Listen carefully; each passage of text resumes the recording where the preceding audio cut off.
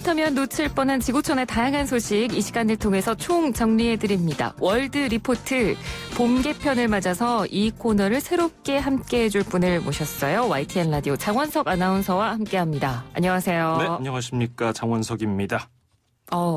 첫 시간이네요. 그러네요. 네, 월드 리포트 코너를 우리 장원석 아나운서가 맡게 됐는데 첫 시간이니까 좀 각오나 소감 한마디 해주시죠. 예, 첫 시간이긴 하지만 월드 리포트에 한해서 그렇고요. 예전에 뉴스 오빠 이런 걸로 아마 애청자분들은 네, 이미 제 목소리는 좀 기억하고 들려드렸죠. 계실 것 같아요. 잘 부탁드리고요. 앞으로 흥미로운 소식 많이 전해드리겠습니다. 자, 오늘 월드 리포트 첫 번째 소식 한번 만나볼까요? 네. 지난주에 미국 CNN 방송이 김정은 북한 국무위원장의 건강 이상설에 대해서 보도를 했습니다. 네. 지금까지도 여전히 오리무중이고요. 예. 여러 가지 추측이 나오니까 청와대가 나서서 별다른 특이 동향이 없다고 밝혔습니다. 이 김 위원장의 건강 이상 여부는 외국 언론들도 큰 관심을 가졌는데요. 그런데 이 과정에서 조금 황당한 일이 있었습니다. 어떤 일이 있었죠? CNN 인도네시아가 있는데요. 김정은 위원장의 건강 이상설을 보도하면서 이 김 위원장 사진 옆에 우리나라 배우 현빈 사진을 함께 붙여놓은 겁니다.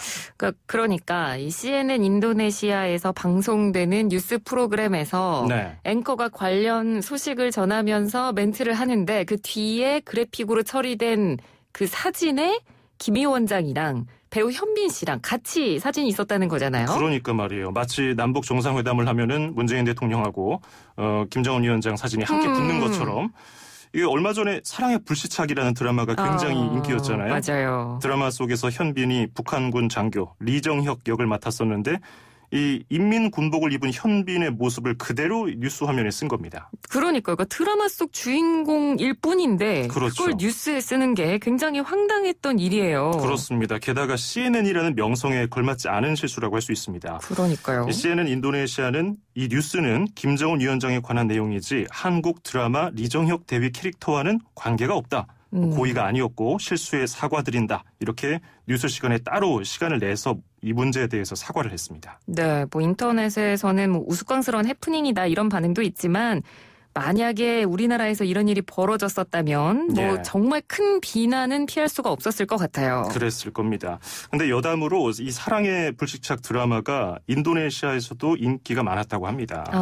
실제로 현빈 씨가 군복무 중에 지난 2011년에 인도네시아를 찾은 적도 있다고 하네요. 그렇군요. 자, 이제 다음 소식 넘어가 볼까요? 네, 이 코로나19 사태로 우리나라뿐 아니라 전 세계적으로 경제 침체가 찾아왔습니다. 일부에서는 제2차 세계대전 이후 최악의 위기라고 평가하기도 하는데요. 그래서 지금 각국 정부는 추가 경정 예산을 편성해서 급하게 자금을 투입하고 있습니다. 네, 국민들에게 직접 지원금을 준다든지 어려운 기업에 지원을 한다든지 다양한 방식으로 각국이 지금 돈을 풀고 있는 상황이에요. 그렇습니다. 미국도 마찬가지입니다. 대선을 코앞에 둔 트럼프 대통령은 여러모로 어깨가 무거울 건데요. 공격적으로 지원책을 펴고 있습니다. 그런데 이 정부 지원 제도를 꼼수로 써먹은 기업이 있어서 많은 미국인들의 비판을 받았습니다. 네, 우리나라 정부도 그렇지만 미국도 일단은 규모가 좀 작고 어려운 회사를 1순위로 놓고 지원을 하지 않았나요? 당연하죠. 그런데 이름만 들어도 알만한 유명 대기업들이 중소기업에 가야 할 지원금을 받아서 논란입니다. 워싱턴 포스트와 CNBC가 보도한 내용인데요. 대형 요식업체들인 루스크리스 스테이크하우스, 그리고 샌드위치 전문점 포트밸리, 그리고 햄버거 체인인 쉐이크쉑 등이 중소기업 지원 자금을 받았다고 합니다. 네, 좀 익숙한 기업 이름도 있는 것 같고요. 근데 규모가 얼마나 큰가요? 루스크리스 스테이크하우스는 미국에만 지점이 150개가 있다고 합니다. 기업 가치는 2억 5천만 달러. 그리고 포트밸리는 400개 이상의 지점이 있고요. 기업 가치는 8,900만 달러. 그리고 쉐이크쉑의 기업 가치는 16억 달러. 여기에 일하는 사람만 8,000명이 넘는다고 합니다. 어마어마하죠. 이렇게 큰 기업들인데 이런 기업들이 중소기업에게 가야 될 지원금을 가로챘다고 하니까 실제로 정작 받아야 할 중소기업 입장에선 이거 굉장히 화가 나는 일일 것 같아요. 그러니까 이게 문제가 되는 건데요. 이들 대형 업체들은 1,000만 달러에서 많게는 2천만 달러까지 지원금을 정부로부터 받아갔습니다. 레스토랑 외에도 호텔, 유명 에너지 기업들도 이 제도를 악용한 것으로 알려졌습니다. 그런데 이거 심사를 안 했나요, 정부가? 당연히 했겠죠. 네. 꼼꼼하게 했을 텐데 자회사를 이용해서 그 허점을 노린 거죠. 직원이 500명 이하면은 거기에 기준으로 중소기업으로 분류를 했는데 이 회사 전체 규모가 아니라 자회사 명의로 지원금을 신청하다 보니까 통과가 됐던 겁니다. 네. 그러니까 지원금 전체 규모가 정부에서 푸는 돈이 3,500억 달러였는데 2주 만에 이 돈이 다 소진됐다고 합니다. 이게 대기업들이 편법 써서 그런 거 아니냐 이런 지적이 있는 거죠. 네. 그러면 대기업들 이 지원금 반납하나요? 어떻게 되나요? 그렇죠. 실제로 비판 여론이 커지니까 쉐이크쉑 등 업체들이 지원금을 다시 반납하겠다 이렇게 얘기를 했습니다. 네. 뭐 대기업이라고 해서 상황이 완전히 더 좋은 건 아니겠습니다만 네. 그래도 이 작은 회사들에게 돌아가야 될 돈들을 이런 덩치 큰 회사들이 챙겼다는 점은 굉장히 좀 배신감을 불러일으킬 만한 것 같습니다. 자, 이제 다음 소식으로 넘어가 보죠. 네, 코로나19 때문에 우리 일상생활에서도 위생수칙, 소독에 관심이 커졌죠. 그렇죠. 그런데 여러 가지 방법 중에서 맞는 것도 있지만 맞지 않는 것도 적지 않습니다. 실제로 세계보건기구 WHO에서는 미신깨기라는 제목으로 잘못된 민간요법에 대해서 주의하라는 설명까지 홈페이지에 올리기도 했습니다. 이 얼마나 잘못된 민간요법이 많이 나오면 이 WHO에서 미신이라는 단어까지 썼을까 싶은데 네. 구체적으로 어떤 게 있었나요? 네, 간단하게 몇 개 소개해드리면요. 네. 마늘로 코로나19를 예방할 수 있느냐? 식염수로 코를 세척하면 어떨까? 또 알코올이나 염소로 몸을 소독하면 어떨까? 이런 내용들에 대해서 답변을 한 겁니다. 근데 제가 지금 말씀드린 거 포함해서 대부분 민간요법이 딱히 코로나19에 효과적이진 않았습니다. 네. 그런데 이 미국에서 소독제와 관련해서 굉장히 또 섬뜩한 사고가 있었다고요? 네, 그렇습니다. 이건 뭐 민간요법도 아니고 굉장히 위험한데요. 미국 현지 시각으로 지난 23일부터 24일 하루도 되지 않는 시간에 한 18시간 정도 뉴욕시 동물통제센터에 살균제 관련 사고 신고가 30건이 접수됐습니다. 예년에는 한 13건 정도였는데 차이가 크죠. 네. 어떤 신고가 접수됐는지 살펴보니까 가정용 살균제라든지 표백제가 몸에 노출됐다는 내용이었습니다. 갑자기 이렇게 관련 신고가 늘은 건가요? 네, 사실 이 도널드 트럼프 대통령의 발언이 발단이었습니다. 네. 신고가 늘기 시작한 23일에 트럼프 대통령이 백악관에서 코로나19와 관련해서 브리핑을 했는데요. 섬뜩한 얘기를 합니다. 코로나19가 햇빛에 쉽게 파괴된다는 연구 결과를 인용하면서 우리 몸에 엄청난 양의 자외선이나 강력한 빛을 쬐이면 어떻게 되는지 한번 실험해보자 이렇게 얘기하기도 했고요. 심지어서 살균제가 바이러스를 1분 안에 없앨 수 있다면서 우리가 주사로 살균제를 몸 안에 집어넣거나 소독하는 방법이 없는가? 혹은 폐에 들어가면 어떻게 될지 이거 한번 확인해보면 흥미롭겠는데 이렇게 얘기를 한 겁니다. 네. 그러니까 이제 그 트럼프 대통령 발언 이후 실제로 소독제와 표백제 관련 뉴욕시 신고가 늘었고요. 의료계는 펄쩍 뛰었습니다.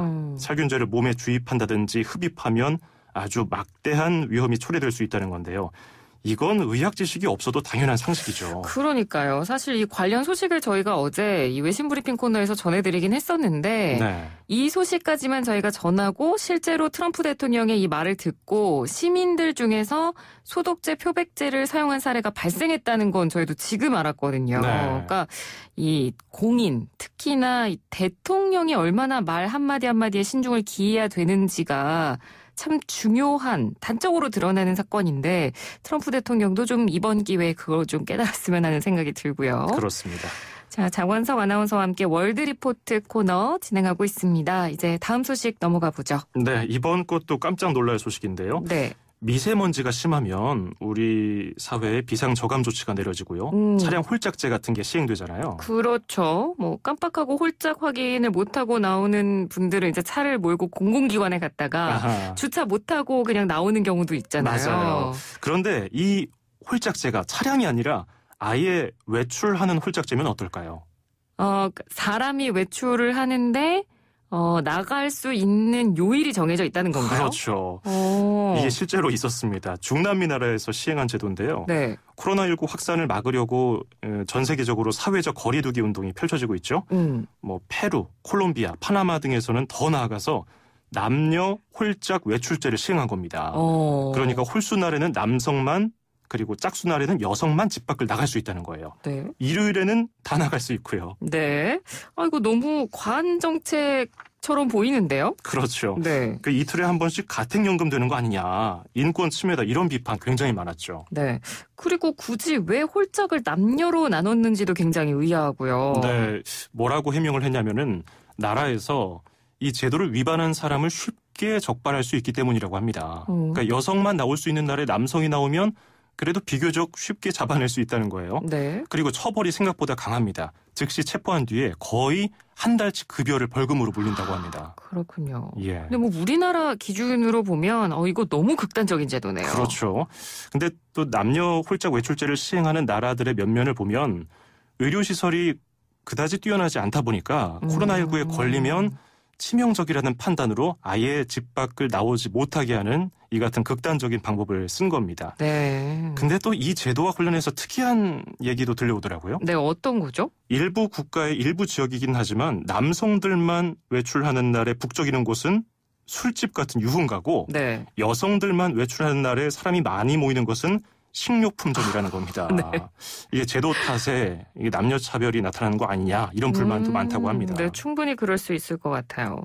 그러니까 코로나19 사태 때문에 뭐 여러 가지 부작용들이 지금 전 세계적으로 나타나고 있는데 뭐 이런 남녀 차별도 그렇고 뭐 다양한 계층 간의 차별이나 뭐 혐오감 이런 것들도 지금 부작용으로 굉장히 많이 발생을 하고 있잖아요. 네네.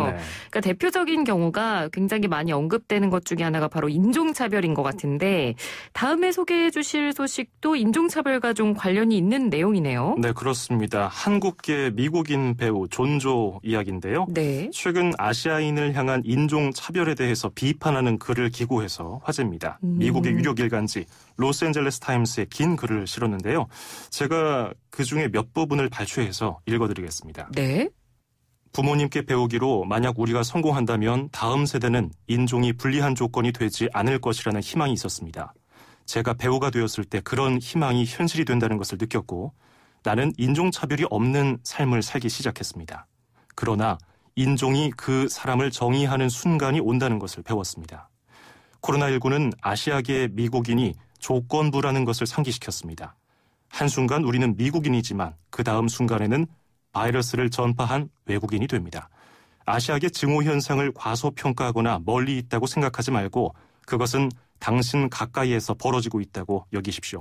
당신이 만약 거리에서 그런 것을 목격하고 집이나 직장에서 그런 걸 느낀다면 당신의 동료인 미국인을 위해 일어나야 합니다.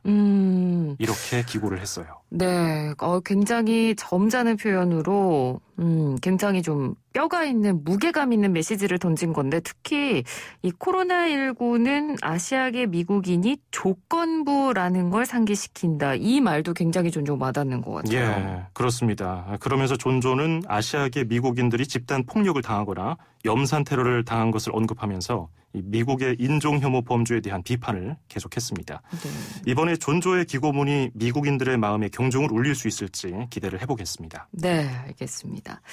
자, 오늘 월드 리포트 첫 시간이었는데요. 우리 장원석 아나운서 어떠셨어요? 뭐 저도 이 준비하면서 새로운 소식들 알게 되니까 저도 제 프로그램 가서 도움이 많이 될 것 같은 그런 생각이 들었네요. 네, 알겠습니다. 앞으로도 저희 잘 부탁드리고요. 오늘 함께해 주셔서 고맙습니다. 네, 고맙습니다. 네, 지금까지 장원석 아나운서였습니다.